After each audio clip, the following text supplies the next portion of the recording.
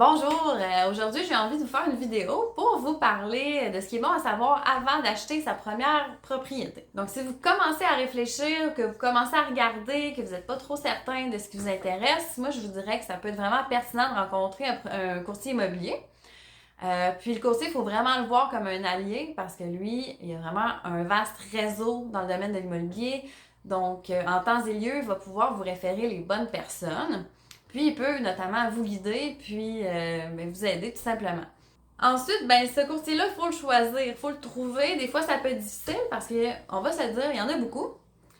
Comme dans tout domaine, il y en a des bons, il y en a des moins bons. Je vous dirais que ça peut être intéressant d'aller voir un courtier qui vous a été référé par un de vos proches ou un de vos amis qui vient de faire affaire avec, qui a aimé son expérience.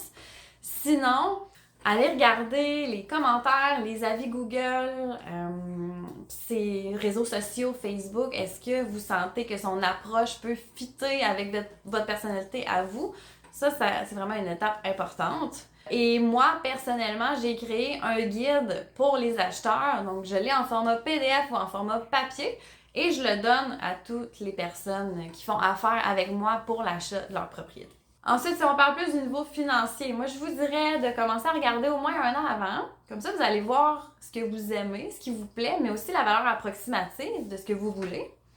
Puis, d'aller rencontrer votre conseiller financier. Si vous n'en avez pas, ça pourrait être vraiment intéressant d'en rencontrer un pour la première fois. Votre conseiller financier va pouvoir vous guider sur les meilleures méthodes pour économiser l'argent qui vous manque pour votre mise de fonds ou simplement pour diminuer votre taux d'endettement. Je vous dirais aussi de commencer à regarder les secteurs qui pourraient vous plaire, mais aussi quel type d'habitation vous aimeriez. Voulez-vous un condo? Voulez-vous un terrain pour vous bâtir? Est-ce que vous voulez une maison? Si oui, si c'est une maison, est-ce qu'elle doit être plein pied avec étage ou même avec un logement à l'intérieur qui pourrait vous fournir quelques revenus pour vous aider à payer votre hypothèque? Sinon, qu'est-ce qui est important d'avoir à proximité? Donc, garderie, école, épicerie, transport en commun, hôpital. Combien de personnes vont vivre avec vous? Donc, combien de chambres vous avez besoin? Est-ce que vous voulez des heures ouvertes, foyer, piscine, etc. Puis ensuite, à partir de là, vous pouvez ouvrir Centris puis regarder qu'est-ce qui se vend dans les prix selon vos besoins, vos demandes. Vous allez voir, ça se peut que ça soit beaucoup au-dessus de votre budget. Si c'est le cas, commencez à faire une liste de ce que vous pouvez mettre de côté. Par exemple, vous voulez une piscine creusée, mais vous vous rendez compte que ça augmente un petit peu trop la valeur des propriétés, que c'est trop cher pour vous. Vous pouvez acheter une propriété dont il y a l'espace suffisant sur le terrain pour en construire une plus tard, donc dans 3-4 ans, quand vous serez prêt, quand vous aurez l'argent. Maintenant que ça c'est fait, vous êtes prêt à aller vous faire préqualifier. Donc, une préqualification hypothécaire, ça sert à quoi?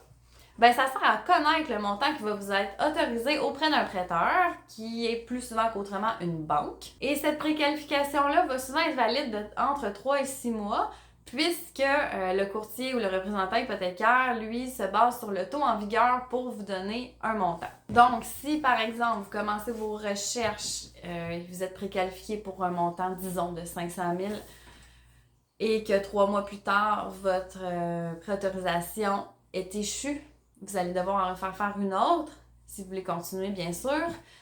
Et si le taux a augmenté entre-temps, là, c'est sûr que votre capacité d'emprunt va diminuer un petit peu.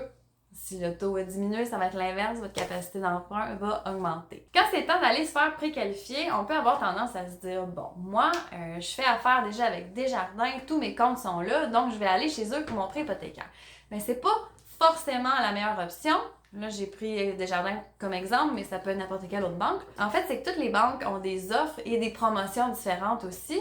Selon votre emploi, votre situation, ça se peut que ça soit plus avantageux pour vous d'aller dans une autre banque pour votre prêt hypothécaire. Donc, si vous ne connaissez pas de courtier hypothécaire, votre courtier immobilier peut vous en référer quelques-uns.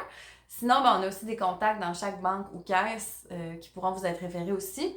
Maintenant que ça c'est fait, vous êtes prêt à commencer les visites dans le but éventuel d'obtenir une promesse d'achat acceptée sur, on l'espère, la propriété qui vous fait rêver. Surtout, faites attention à ne pas payer trop cher. Des fois, quand on a un coup de cœur, on est prêt à donner peut-être un petit peu plus que ce que ça vaut réellement. Mais votre courtier immobilier il est là pour vous guider là-dedans, pour vous sortir des comparables qui ont été vendus récemment, dans le même secteur, puis pour le même genre de propriété aussi. Donc, merci beaucoup. J'espère que ça a été pertinent pour vous. Et si vous avez besoin d'un courtier immobilier, dans la région de Québec, aux Rives-Sud, Lévis. Je vais aussi dans Port-Neuf et même sur la côte de Beaupré. Ça va me faire plaisir de vous rencontrer. Puis une première rencontre, ça n'engage à rien, c'est gratuit.